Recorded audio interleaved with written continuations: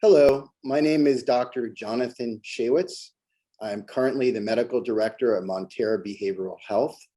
I have previously been the medical director of Cedars-Sinai Anxiety Disorder Unit, as well as the medical director of Glendale Hospital for behavioral health, as well as the medical director for Mission Hospital, as well as Mission Viejo in Laguna Beach. I'm going to talk about anxiety and dyslexia and how they're related and the medications that are used to help treat anxiety and other cognitive behavioral therapies as well. So to start with, virtually everyone who is diagnosed as dyslexic, whether it's a Yale student, an Uber driver, a physician, a middle school boy or girl, a mom, or a retired senior citizen, comes with a full load of anxiety. In fact, it is rare to see a dyslexic who doesn't have any anxiety or, for that matter, ADHD. It is important to be aware of these very common comorbid conditions, for they too must be recognized, diagnosed, explained, and treated if the dyslexic individual is to have an optimal outcome.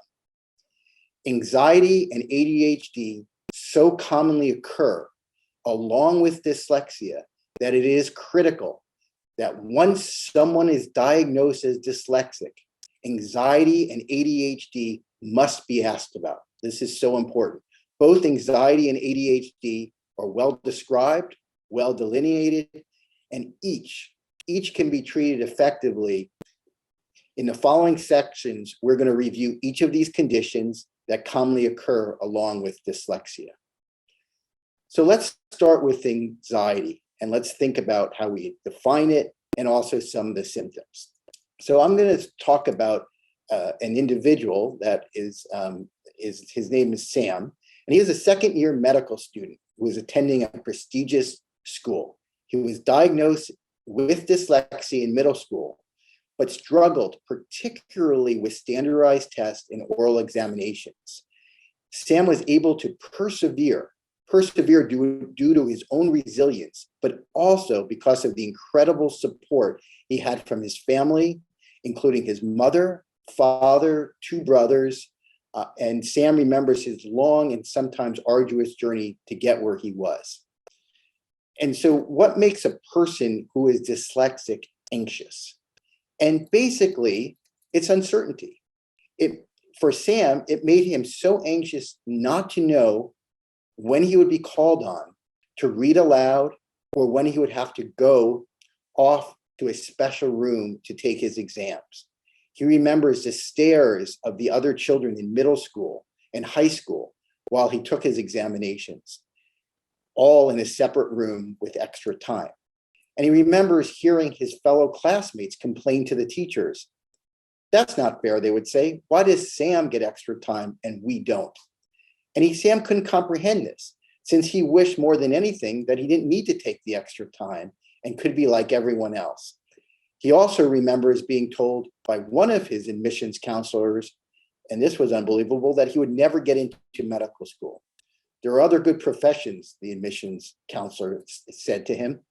And he remembers one of his medical school teachers patronizingly imploring the rest of the class, would someone please tell Sam what is going on?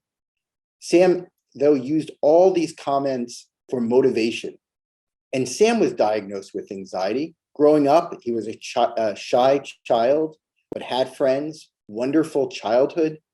And at college, it was particularly in stressful situations, he experienced panic attacks.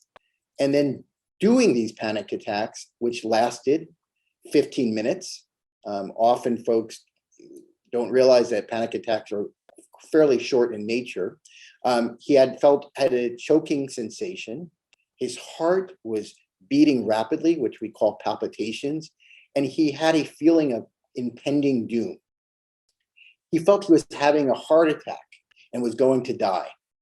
And this, you can imagine what this felt like for him. But more than actually those symptoms, it was the anticipation of having these attacks made him even more anxious. Performance situations such as written or oral examinations would often trigger the panic attacks, as would meeting individuals in social situations. Group study projects or oral exams or public speaking made him so anxious that at times he would try to avoid the situations altogether. And when he couldn't avoid them, his anxiety would become so great that his hands would begin to tremble, he would sweat, and he would lose his focus and concentration. And then when his anxiety became so debilitating, Sam sought professional help from a psychiatrist. And through these discussions with his psychiatrist and through reading, Sam learned that anxiety is a normal reaction to the stress and can actually be beneficial. And in some situations, however, anxiety can be excessive. And while the person suffering may realize the anxiety is excessive, he may have difficulty controlling it, and it may negatively affect his day-to-day living. And Sam was very interested in learning about what these disorders, and he learned that there's a spectrum of anxiety disorders, and that the spectrum of anxiety includes social anxiety disorder, panic disorder, generalized anxiety disorder, post-traumatic stress disorder, and obsessive compulsive disorder. And Sam was told that given his symptoms, he most likely had both social anxiety disorder and panic disorder. And so he, particularly with social anxiety disorder, he learned that it's the third most prevalent psychiatric disorder in the United States. This was something that he was quite surprised about. This social anxiety was third behind major depression and alcoholism.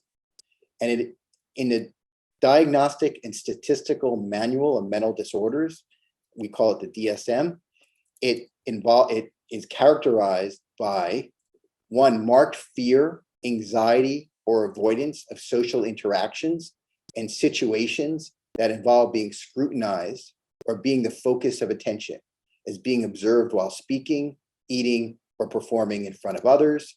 And it also involves a fear of negative judgment from others, and in particular, a fear of being embarrassed, humiliated, or rejected, or offending others. In terms of when it appears, social anxiety, it often first appears in adolescence and around 15 or 16 years of age. A great number of people are so affected by social anxiety disorder that they cannot work, start, or maintain professional relationships. And there's also a high comorbidity of social anxiety with major depression. Panic disorder is also common, with a prevalence perhaps as high as 2% of the population.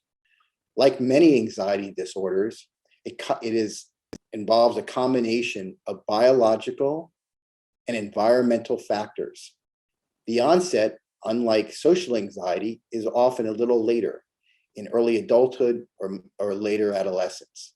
And panic disorder occurs more often in women than men. The core symptoms of panic disorder involve short, discrete periods of intense fear that's accompanied by somatic symptoms such as a racing heart, sweating, shortness of breath, and specifically, it is defined in the DSM as recurrent unexpected panic attacks, which involve an abrupt surge, a surge of intense fear or discomfort that reach a peak within minutes and include 4 or more symptoms. These symptoms include palpitations, sweating, trembling, shortness of breath, feeling of choking, chest discomfort, nausea, lightheadedness, and a fear of losing control, numbness, and chills. And this is, one of the real, like social anxiety, where it's an intense scrutiny and fear of anticipation of going into these events. Panic disorder, often individuals, not only, as Sam did, not only fear the actual panic attack, but fear the anticipation of the actual the anticipation of the attack occurring again.